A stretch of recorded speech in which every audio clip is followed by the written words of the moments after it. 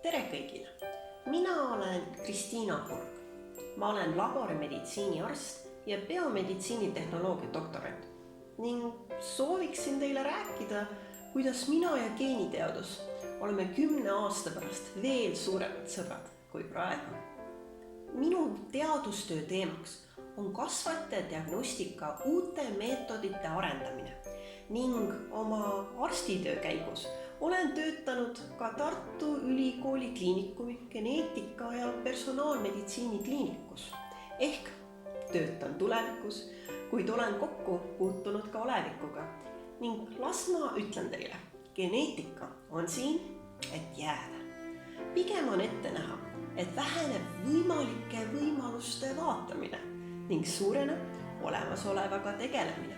Mida ma selle ülimalt huvitava lausega mõtlen? Vaadake, praegu me diagnoosime seda, mida me ei saa mõjutada või saame rakendada ravimeetodeid, mis on ülimalt toksilised. Kasvajad leitakse siis, kui nad on juba silmaga märgatavaks arenenud ja geneetilisi analüüse tehakse kasvaja koest endast. Geneetika abil leiame sihtmärgi, kuhu ravi suunata.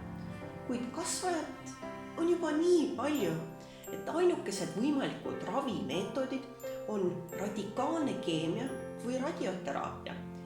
Ja selle puhul patsiendid tihti lihtsalt lahkuvad meie hulgast ravi rakendamise tõttu.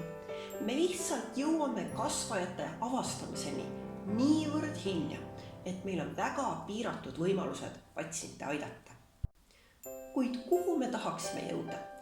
Me sooviksime leida kasvajaid nii varajases staadiumis, mille puhul ravi on minimaalse mõjuga ülejäänud kehale. Kokkuvõtlikult, patsient paraneb minimaalsete negatiivsete ravimõjudega. Ning sellega mina tegelengi. Keskendun kasvajate diagnostika uute võimaluste uurimisele. Ja ma ei tegele geneetikaga. Ma tegelen ekstratsellulaarsete vesiiklitega. Tegemist on väikeste rakuväliste osakestega, mis peegeldavad ennast tootnud raku sisemust. Kui kehas leidub kasvajakude, siis on võimalik leida ka sellest kasvajast pärit ekstratsellulaarseid vesiikleid.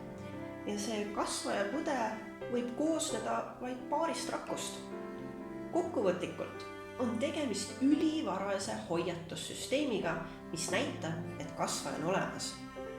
Kuid hoiatussüsteemist endast ei ole üksi kasu.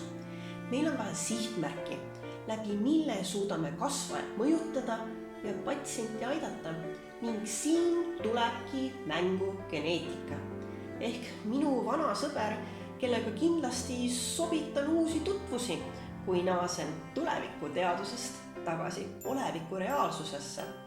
Geneetika areneb väiksemate mastaapide kasutamisele.